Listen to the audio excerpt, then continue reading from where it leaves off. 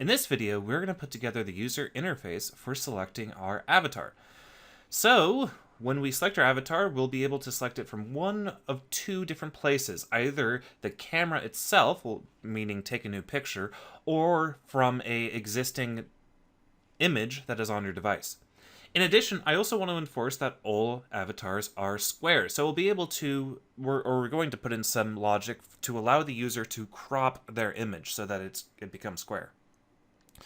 So in this video, we're going to basically see a couple of cool different things. Like, we're going to be able to see how we can launch the camera intent to allow the built-in camera application to take a picture, as well as allowing us to select a picture from an existing application. And as far as cropping goes, we're not going to be implementing that ourselves. We're going to be using an open source component provided to us by SoundCloud, of all people, that will handle the cropping logic for us. But that'll be a great way to show you guys how we can interact with different third-party libraries and import them into our application and use them. So I guess let's just go ahead and get started. I'm going to go ahead and open up my resource layout activity profile XML file, because I want to point out I want the whole process of selecting your avatar to happen if you click on the avatar itself or if you click on that tap to change button. So no matter where you hit that, I want the process of selecting our avatar to start right there. So to do that, I'm going to add a click handler to my text view right here, my profile change avatar, as well as my activity profile avatar. Furthermore, I am going to want to add in the logic to hide my activity profile avatar progress frame when the activity starts. So I guess we can go ahead and get started. Opening up our activities package, we can locate our profile activity. And we already have our onURA-create method, and as you see, the only logic we really have here is it switching between a tablet and a phone view. What I'm going to do up here, though, at the top, is I'm going to initialize a couple, or not initialize, but declare some fields that we're going to be needing in this video.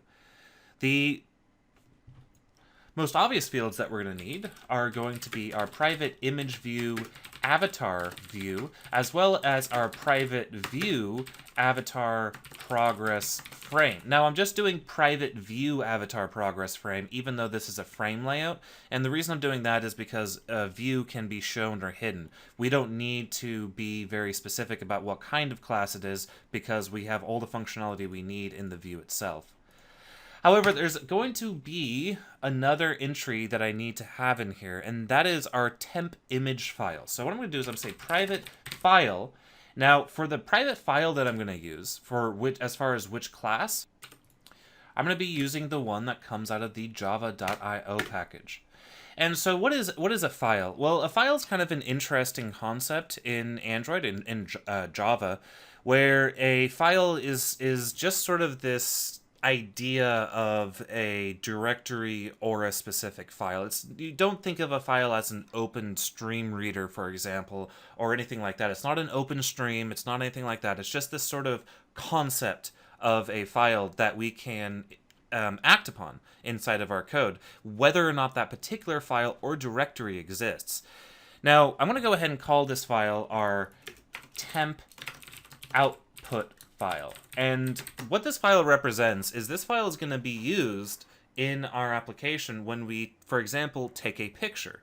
So if we take a picture, that file has to be stored somewhere on our device temporarily while we do things like crop it, and then after we crop it, we're going to have to store it somewhere temporarily, and then when we upload it to the servers, we're going to have it stored somewhere temporarily. And that is what our temp output file is going to point to. It's going to point to, well, our temp output file. Now, I'm not going to worry about, or I'm not going to keep everything in memory because that would be really inefficient. Instead, we are going to basically be writing out our image to a temporary file every step of the way, and then when we reach the end of the process and the web request has been made to update our image, we will then delete the temp output file. Okay, so let's go ahead and initialize our fields. So the first couple fields are, well, I guess let's just go down the line. Avatar view is going to simply be set to cast to image view find view by ID r.id profile avatar. Our avatar progress frame is going to be set to find view by ID r.id avatar progress frame, and our temp output file is going to be set to. So this is interesting. The syntax again will look a little weird. Because you might think, oh, you're creating a new file, when I'm not creating a new file. But I'm going to say new file, and you'll notice that there's a handful of constructors I can use. I'm going to be using the top one, the file directory, and the string name. So I'm going to be specifying the directory that this file should be in as the first argument, and then the name of this file as the second argument. So the first argument, I'm going to pass in get external cache directory. So the get external cache directory method returns a file object, as you see right here, which is another interesting thing about this whole file business. The get external cache directory returns a directory, but the representation that it returns it is, the representation that it returns it in is a class called file, which is kind of interesting. But either way, it just further reinforces the concept of this whole file abstraction being nothing more than this general idea of some location on your file system. So anyway, the get external cache directory will return a directory that points to a location on our external storage that we're able to put temporary files in, basically. And it won't be exposed to other applications. Although, don't assume that get external cache directory is protected from other applications. It isn't, as far as the built-in permissions go. And then we have to pass in a name for our temp file, and this will be tempimage.jpg. It really doesn't matter what we use there. Okay, so let's go ahead and set up our on-click listeners, because remember, I want both the button and the avatar view itself to be to respond to a click listener when we press down on either that little note that says tap to change or the avatar itself. I want the avatar chooser dialog to come up. So I'm going to go ahead and first I'll say avatar view dot set on click listener this. Then I'm going to say find view by ID r.id. What did I call that? I think I called that. Actually, I don't think I gave that a name. I might have overlooked that text view. No, I gave it a name called change avatar. So we can go ahead and say change avatar, and then we can say set on click listener, pass in this. Then I'm going to go ahead and put my keyboard cursor on the squigglies, hit Alt Enter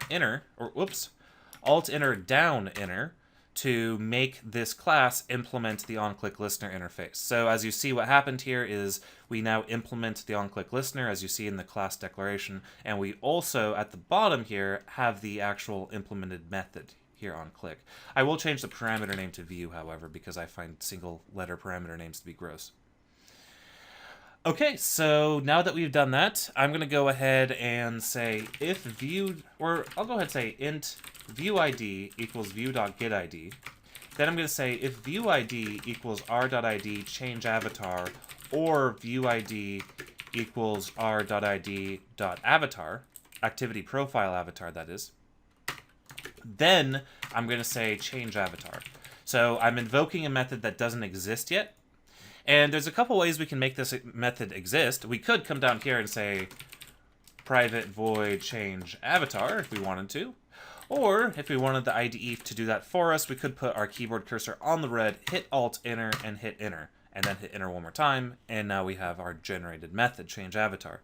So I'm delegating the actual logic of the click handlers into their own separate methods, because we'll have other, or we could potentially have other things that need to be an on-click handler. And I don't want the on-click method to get super gross and have the implementation for the click or for each click event to be in this one method, because that would be that would make for some pretty ugly code. Anyway, so we're now on our update avatar method. So we now want to basically show the user a dialog that allows them to select if they want to select an image off their device, or if they want to pick it or take a new image with their camera. And there's actually a really easy way to do this, that involving the use of the chooser intent, as well as the ability to query other applications that can handle particular intent. So you guys recall we have this concept of an intent, and intents can either be explicit or implicit. So we've been pretty much only using explicit intents in this entire series, where we say, we have this intent, and we want this intent to go to this specific activity, and we tell it which activity to go to. Well, there's also a concept of an implicit intent, and that is when you describe what it is you want to have happen, but you don't describe the actual activity, or don't point out the exact activity that you want to fulfill that request. And that's an implicit intent, and that allows the user to select which application or which activity in which application they want to have want to handle that particular behavior. And that's kind of what we're going to be doing here. We're going to be writing intents that kind of describe what it is we want to have happen, and then we're going to use the special chooser intent to show a system dialog box that'll allow the user to choose which application they want to fulfill the request with. Okay, so the first thing we need to do is the first thing is the first step of this is, it's going to be kind of backwards. The first step is we're not going to be using an implicit intent, but we're kind of going to be using explicit intents implicitly. Okay, I'll just show you the code. The first thing we need to do is we need to get a list of intents that, so I'm going to hit Alt-Enter to import that list class. We need to get a list of intents that can fulfill the request of capturing an image. So we want to get a list of all the intents on this application or on the system that are capable of taking a picture. So I'm going to say other image capture intents equals new array list. Then I'm going to get a list of what are called resolve info. So I'm going to say list resolve info, and I'm going to say other image capture activities equals get package manager dot query intent activities, and then pass in an intent here. So what's going on here? Well, let's go ahead and break this code up a little bit. So I'm going to say that equals that dot. I guess that would probably look better. And then we'll say new intent and pass in a new intent of media store dot action image capture, and then pass in a URI, or sorry, no URI here, pass in 0 for the flags. So what's going on here? Well, first we're instantiating a resize or dynamic array that we can store a list of, or store intents in. We want to store all the intents that can fulfill this particular request. Then we query all of the activities on the system that match a particular intent. So we query every single activity on the system that matches this intent. The intent being media store.action image capture for things like taking pictures. So what we want to do now is we want to loop through all of these activities, and for each one of these activities we want to store a new intent in here. And for each intent that's stored in here, the user gets another choice of another application they can take a picture with. So I'm going to say for resolve info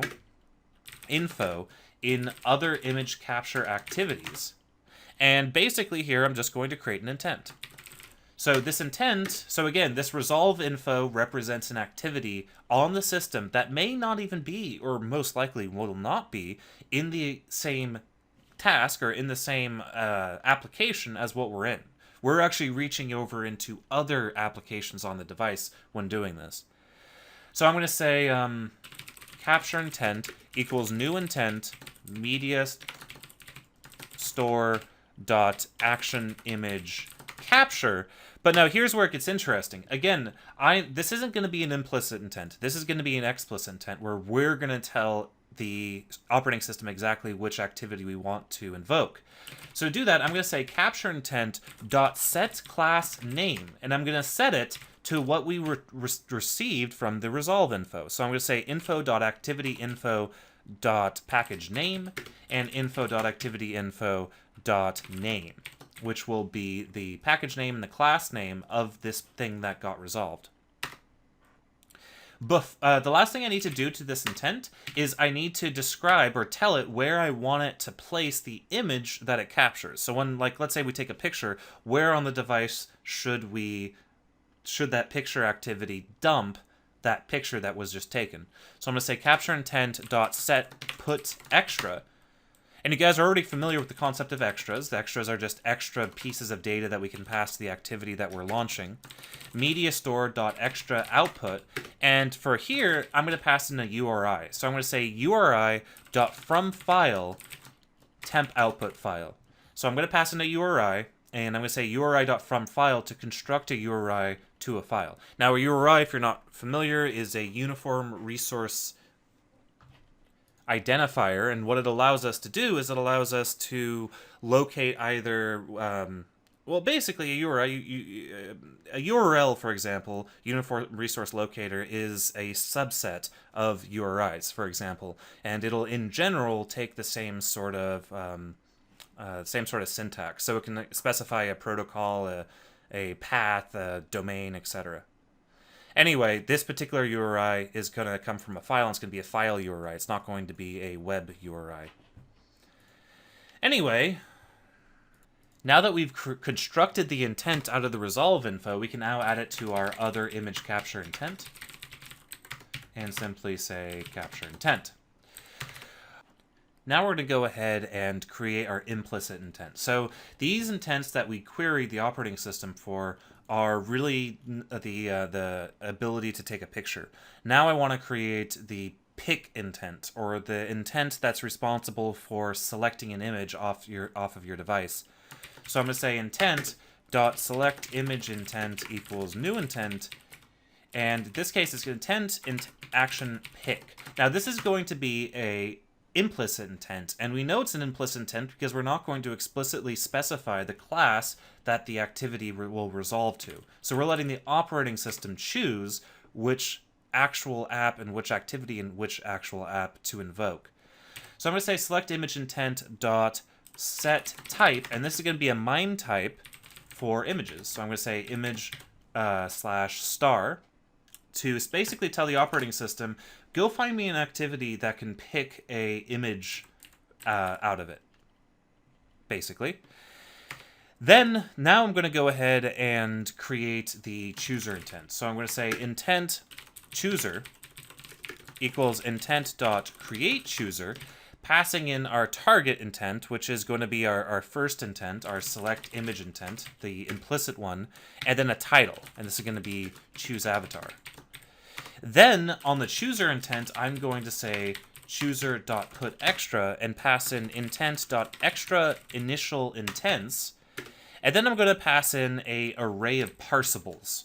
Now, intents are parsables. We'll talk about parsables later. You can basically, for now, just think of them as serializable objects that we can stuff into intents. However, I need to convert this list of intents into a list of parsables. So to do that in Java, it's actually pretty straightforward. I'm going to say other image capture intents dot to array, and then I'm going to pass in a new array of parsable other image capture intents dot size. So what's going on here? We're basically passing in we're just changing the type of array to a parsable array instead of a intent array, or intent list rather. We're turning it into an array. Okay, so now that we've done that, we can go ahead and start our chooser. So I'm going to say start activity for result, because both our image capture intents and our action pick intents are going to return results. Passing in chooser as the intent, and passing in request select image as the request code. So the request code is going to, we haven't defined the request code yet, but the request code is going to allow us to determine which return, from which result we are returning in our onActivity result method. So for the request select image, I'm going to hit Alt-Enter and then select create constant field, request select image, hit Enter, and I'm going to set this to, well, I guess 100. It doesn't really matter what we set it to as long as it's unique. but this will allow us to determine or to respond to that particular result or that particular activity result. All right, so now that I've done that, I want to go ahead and test the code. So let's go ahead and hit run and see what happens. So I'm not going to worry about cropping or responding to these intents just yet. We'll do that here in a second after I make sure this code actually works. Which it won't because I forgot to hide our progress frame. So let's go ahead and after...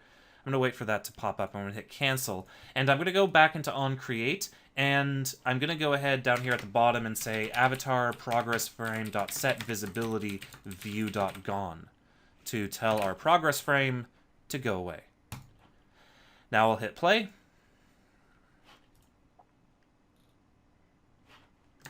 I'll go ahead and hit OK. So now we have our application. We can go ahead and log in. We can jump over into our profile, and we can tap to change the avatar and check that out. We get our chooser, and it shows up with our camera and our gallery. So if I select camera, for example, it'll show up with the default VM camera, and I'll be able to hit take a picture and accept, and it goes back to our activity. So nothing changed yet, except what did happen in the background is that picture I just took got stuffed into our temp output file. So that's how we'll be able to use it.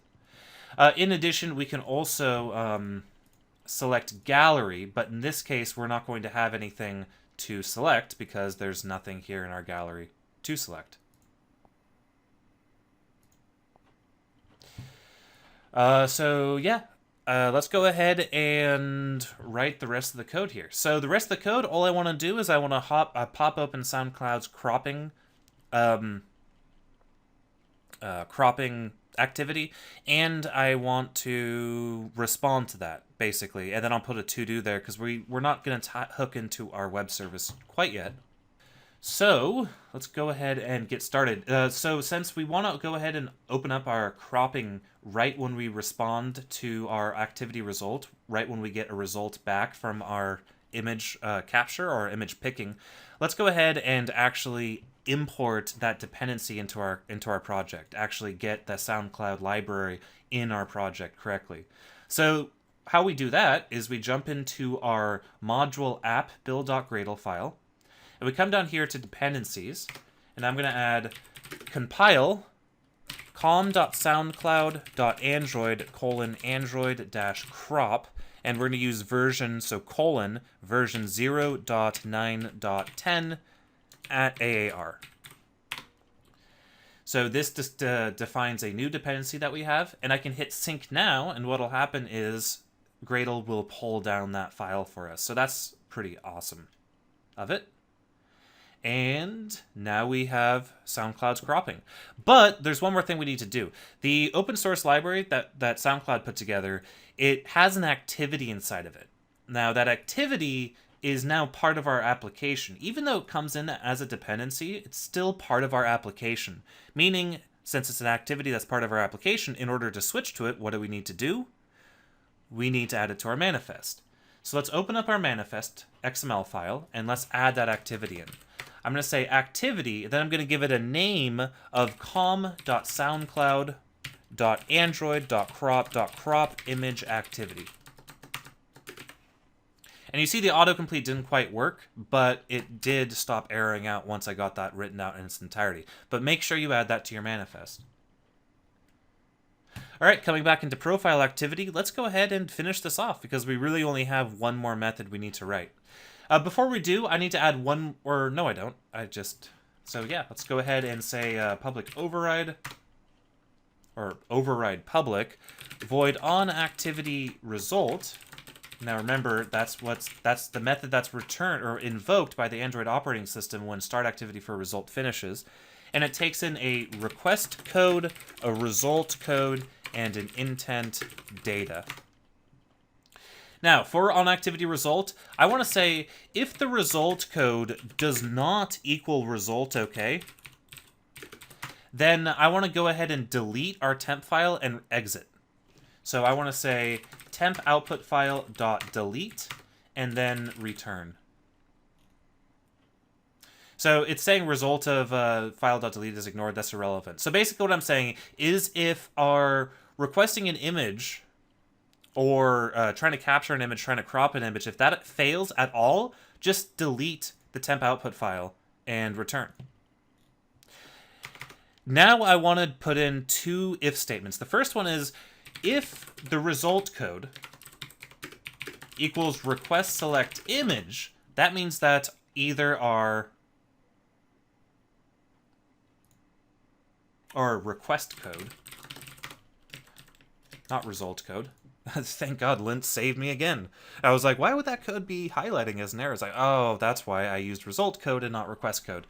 Okay, if request code equals request select image, that means it's returning from this intent. So we can go ahead and put in our code. Now, what's interesting about this code is we have two conditions. One condition is the user selected an image off of their device, and the other condition is that they just took an image, and that image is now selected in our temp output file. So the way I'm going to do this is I'm going to create two URIs. I'm going to create a URI for output file and a URI for temp file URI, which is simply going to be URI.fromFile temp output file. Then I'm going to write an if statement that'll detect if the user selected an image off the device or took a picture. So I'm going to say if data does not equal null and open parenthesis data.getAction equals null or not data getAction dot equals media store dot action image capture, then what happened? Then what happened is the user selected an image off the device. So we can get the URI to that image by doing data.getData. Otherwise, the image was our temp file. The user took a picture, which means the picture activity or the picture taking activity dumped a new image file in our temp file location. So I can simply say output file equals temp file URI. Now I need to perform the crop. And that's really easy to do with SoundCloud's API. All I have to do is say new crop, and notice how this is going to import com SoundCloud Android crop. And it's going to need a source image, which is our output file. Then I'm going to use its Fluent API to describe what I want to have happen. I'm going to do dot as square, because like I said, I want my images to be square. Dot output temp file URI, so I want it to dump the output of the crop into our temp file URI.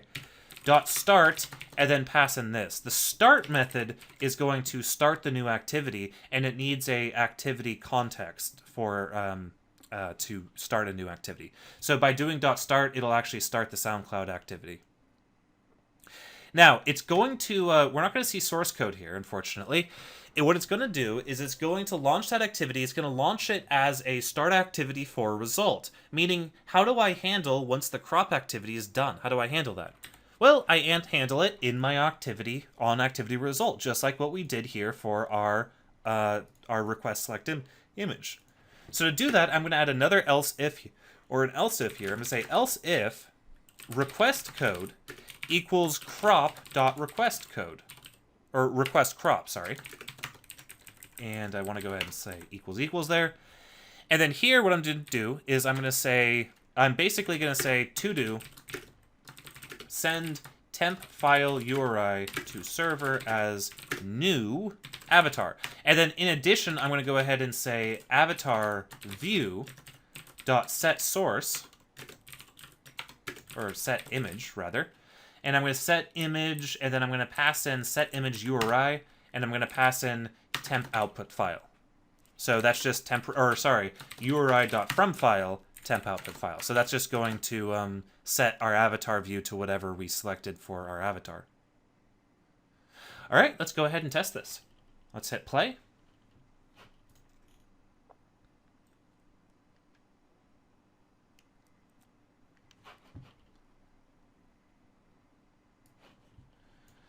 Log in, come in here, go to profile, click on that. We'll select out a camera now for this one. We'll select that, we'll hit OK. And what we do is now we get our crop window. So check that out. We get our square crop window where we can select a square here, and I can hit done. And when I hit done, check that out. Our cropped image is now set as our avatar. Of course, it's not sending it anywhere online, but that's okay for right now. Now let's go ahead and test the other case that we have here. So to test the other case where we select from our gallery, I first have to actually go and take a picture. So let's take a picture, open up my camera, take a picture, or take a bunch of pictures, I guess. And now let's check our gallery, see if we have pictures in our gallery. And we do have pictures in our gallery, so that's cool. Now let's go ahead and open up the application again. Say tap to change, select from gallery, and in this case I'm going to select this image right here, and I'm going to go ahead and select that, hit done, and we get our crop. It doesn't look like it cropped quite what I wanted there. Let's try that again.